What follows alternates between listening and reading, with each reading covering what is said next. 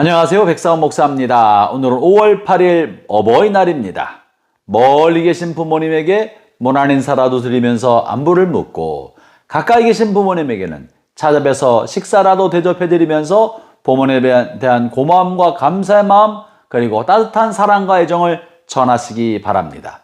나이 많은 부모님의 삶의 보람과 의미는 자식들에게 있습니다. 내가 자식 교육을 잘 시켰지 잘 키웠지 않은 마음이야말로 연로한 부모님의 마음속에 삶의 의미와 보람을 심어주는 일입니다. 그렇기 때문에 여러분 종종 전화드리고 또 찾아뵙는 시간을 갖기를 바라는데요. 특별히 어버이날이기 때문에 부모님을 가까이 하고 고마움을 표시하기를 바라는 것입니다. 오늘 하나님의 말씀은 시편 119편 113절부터 128절까지의 말씀인데요. 오늘 그 중에 한 절 말씀을 가지고 주신 말씀의 은혜를 나누고자 합니다. 바로 113절의 말씀인데요. 내가 두 마음 품은 자들을 미워하고 주의 법을 사랑하나이다. 무엇은 미워하고 무엇은 사랑합니다 라고 표현하고 있는데 여기서 미워한다는 말은요. 미움, 분노, 증오 이런 의미가 아니라 꺼려한다, 거리를 두고 싶다, 멀리한다라는 의미를 가지고 있습니다.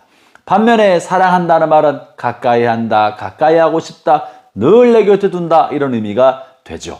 그래서 내가 주의 법은 가까이에서 늘 애정을 갖고 가까이 대하고 있지만 내가 꺼리고 멀리하고 싶은 사람이 있다는 것입니다. 저는 오늘 중년과 중년 이후의 삶을 살아가는 분들이 좀 거리를 두어야 될 사람을 함께 나누고자 합니다.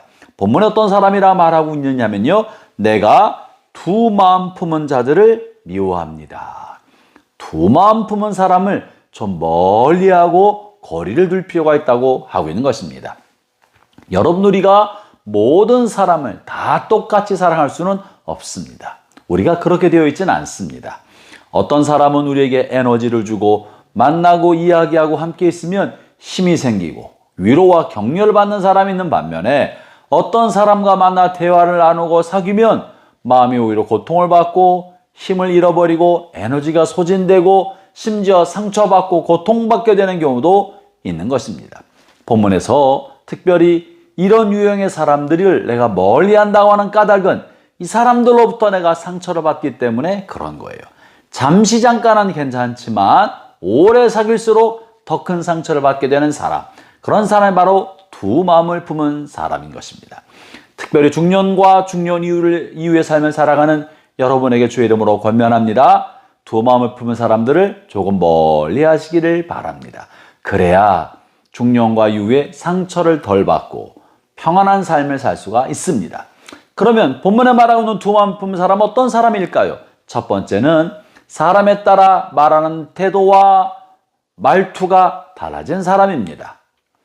어떤 사람에 대하여는 좀 힘이 있는 사람, 영향력 있는 사람에 대해서는 아첨하는 것처럼 말을 그렇게 부드럽게 하고 입에 혀처럼 말을 하지만 자기 밑에 있는 사람, 자기가 무언가 다스릴 수 있는 사람, 자기가 리더십을 가지고 있거나 자기보다 어린 사람을 향해서는 함부로 하고 말과 태도가 매우 거칠어지는 사람. 여러분 이런 사람은 조심해야 합니다. 이런 사람은 잘하고 있을 때, 내가 잘 되고 있을 때는 내 곁에 있는 것처럼 보이고 내 편 되는 것처럼 아부하지만 내가 주변 사람이 되고 힘에서부터 멀어지고 그리고 영향력이 떨어지기 시작하면 어디 있는지 모르게 사라져버리는 그런 부류의 사람이 되는 것입니다. 두 번째, 두 마음을 품은 사람, 우리가 좀 거리를 두어야 될 사람은 어떤 사람이냐면 원칙과 소신이 없는 사람이에요. 그래서 두 마음을 품는 겁니다. 이럴 때는 이렇게 따라가고 저럴 때는 저렇게 따라가고 이런 상황에서는 이런 말하고 저런 상황에서는 저런 말을 해서 도무지 저 사람이 뭘 어떻게 하겠다는지 갈 바를 알지 못하고 갈피를 잡기 어려운 사람. 그래서 이렇게 말할 때 같이 맞장구 치고 그렇게 할 줄 알고 생각했더니 또 다른 상황에서는 전혀 다른 말을 하기 때문에 무언가 함께 같이 하기가 어려운 유의 사람. 이런 사람이 바로 두 마음을 품은 사람인 것입니다. 젊었을 때는 아직 삶의 지혜가 없고 경험이 부족하기 때문에 소신과 원칙을 잘 세우지 못하고 있지만 중년과 중년 이후가 되었는데도 자신의 삶의 철학을 올곧게 반듯하게 세우고 있지 못하는 사람이라면 그는 지금까지 살아온 삶도 그저 이익에 따라, 욕심에 따라 좌충우돌하며 살아왔던 그런 사람인 것입니다. 그렇기 때문에 마음에 단단하게 새겨진 원칙과 소신이 없이 이익에 따라 휘둘리는 삶을 살게 된 것입니다. 원칙과 소신 없이 이렇게 되고 이렇게 저렇게 바뀌는 사람, 거리를 적당히 둘 필요가 있습니다. 세 번째는요, 자기가 불리하다고 생각하면 쉽게 거짓말해버리는 사람. 여러분, 이런 사람은 조심해야 합니다. 보통 때는 잘 지내는 듯하고 또 말도 잘하고 솔직한 듯 하다가도 불리한 상황이 되고 자기가 책임져야 할 만한 상황이 되거나 누군가가 뭔가 추궁하기 시작할 때는 금방 거짓말을, 생각 없이 툭툭 거짓말이 튀어나오는 사람. 여러분, 이런 사람은 매우 위험합니다.